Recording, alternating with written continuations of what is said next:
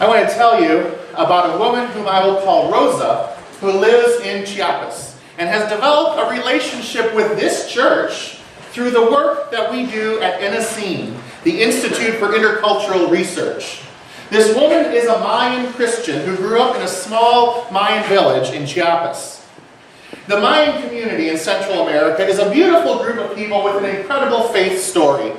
The Mayans were first introduced to Christianity when the Europeans first came over to this land in the early 1500s. And as we know, European introductions to the Americas did not always benefit the indigenous population. The arrival of the Europeans completely changed the Mayan way of life in so many ways, and many of the things they knew were altered. The Europeans introduced Christianity to them and helped them develop a new form of religion, a Mayan Christian faith that is blended in a beautiful way that I think Jesus would approve of.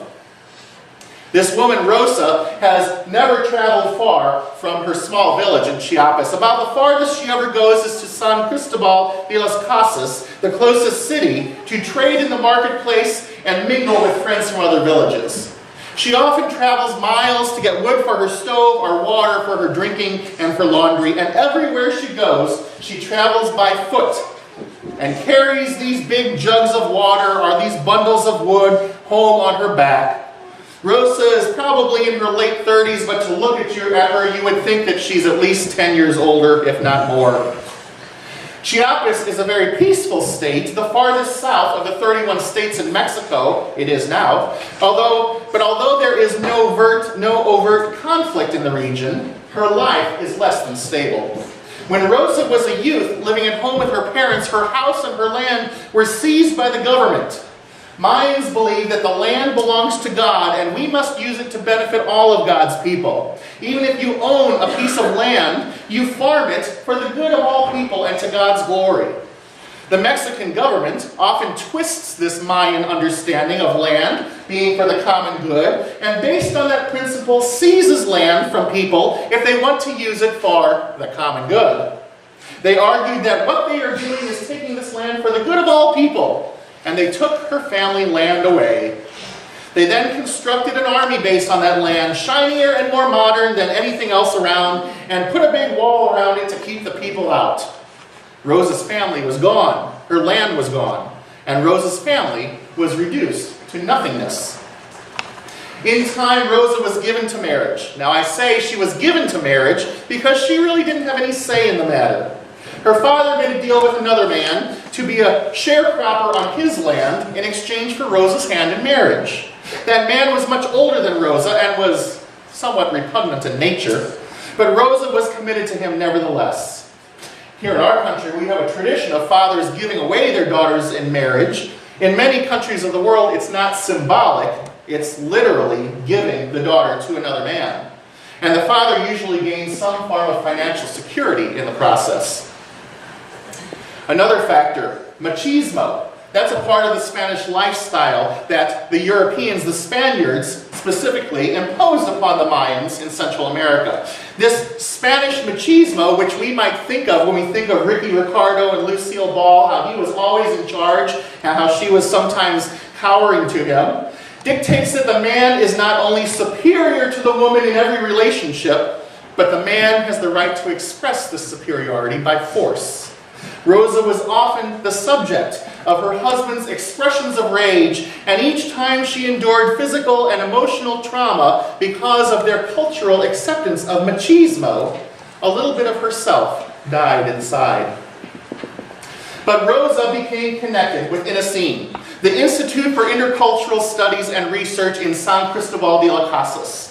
INASIN was founded in 1994 by United Church of Christ missionaries working with Bishop Samuel Ruiz, the Catholic bishop in Chiapas, as a place of healing for the Mayan community amid the overt violence at that time of the Zapatista era. Now that the era is much more peaceful, INASIN has transitioned to work with the people to combat covert violence, such as the dehumanization that Rosa experienced in her life. INASIN offers workshops to teach men and women the community life skills such as sewing, quilting, preserving, dehydrating meats, many different farming techniques, simple gardening, reforestation, and much more, along with spiritual studies. But while they are teaching people these life skills, they are also teaching them how to get along with each other and how to lift up the essential worth in everyone. Rosa didn't go to these classes alone. Her husband went as well. And as they attended this workshop together, the leaders also taught Rosa's husband about Rosa's inherent worth as a child of God. And they taught Rosa that she is loved and valued. Inacene doesn't just teach skills. It teaches value and worth, a lesson that Rosa needed to learn. Rosa found hope in the ministries of Inacene. But Jamila, a Syrian refugee living in Amman, Jordan, hasn't fared so well. Jamila, who is only 19, lives with her baby girl, her 4-year-old son, her mother, and her younger sister in a 2-room apartment in Amman, Jordan. The living room is furnished with a couple of worn sofas and an old television. In the bedroom, there is a bed and a broken mirror on the wall. Jamila has big, beautiful eyes and thick black hair. She speaks openly about the difficulties of being a Syrian refugee in Jordan. Each month she receives a little bit of money from the United Nations relief program to buy food, but rent is her major problem. The landlord keeps raising the rent and propositioning Jamila to come up with another way to compensate him for the increased rent. As an immigrant, she cannot work or own property in Jordan, and she can neither read nor write, so she is stuck without options. Of course, you don't need to go to another country or even another county to find women like Rosa, women like Jamila. The circumstances in Gascony County are much easier than they are in Syria or Chiapas, but we have women and even men who are similarly disenfranchised here. For years, I worked with Pat at Helping Hands Food Pantry. She was a woman similar to Rosa, or Jamila, who was made to feel less than human by her husband, her son, and even her daughter. She was scarred by a fire in her home a few years ago and was often told how ugly she looked because of the scars. She was trying to earn a living, making very little money, and gratefully accepting whatever assistance came her way. She died last August, but I am sure that when she returned home to her Creator, she finally realized what a valued and beloved child of God she really is. Let me walk you briefly through our gospel lesson today. Jesus is out of town. He's on tour, if you will. He's preaching and he's teaching in outlying areas. This is long before he makes it big and heads to Jerusalem to confer with the elite teachers and the bigwigs. This is early on in Jesus' ministry, and he's just beginning to be recognized as the Messiah, as a great prophet. He was in a Samaritan city that can best be described as a backwater town. Now keep in mind that today when we hear the word Samaritan, we think good, right? The good Samaritan. But in Jesus' day, Samaritans were considered bad. They are half-breeds, the result of Jewish men intermingling with Babylonian women during the time of exile. Samaritans had Gentile blood in them, and as a result, they were considered unclean. So for Jesus to talk to a Samaritan woman was very upsetting. For him to ask her to get him a drink was even worse. This woman in particular, she was even rejected by the Samaritans because of her promiscuity. She came to the well at noon to draw water, which shows she was rejected by others. Nobody comes to the well at noon, right in the heat of the day. You come in the morning when all the rest of the women are there, when it's cooler. You get your water, you visit with the other women, you hear what's going on in town, you get a little bit of bonding. Maybe in the evening, the women might gather again to draw water. In the cooler time of day, visit with one another and talk about their day. But nobody draws water at noon unless you are avoiding the folks who have disenfranchised you. So Jesus addresses this woman, and he affirms her very worth as a human being. At first, she is taken aback. She's not used to being treated well by anyone, especially by a Jewish rabbi. But Jesus treats her like she matters, like she's valued, like she's loved. He treats her with compassion and gets to know her as a person, He affirms her worth and makes her realize her value. He did unto her as he would have her do unto him. Imagine that. After Jesus helps this woman realize how wonderful and powerful she truly is, she finds her voice. Suddenly, it didn't matter anymore that she was considered a pariah by the other women and men in town. Suddenly, it doesn't matter that the proper Jewish leaders told her she was not worthy of them because God created her in a certain way as a Samaritan. None of that mattered because she had the love of Jesus in her heart.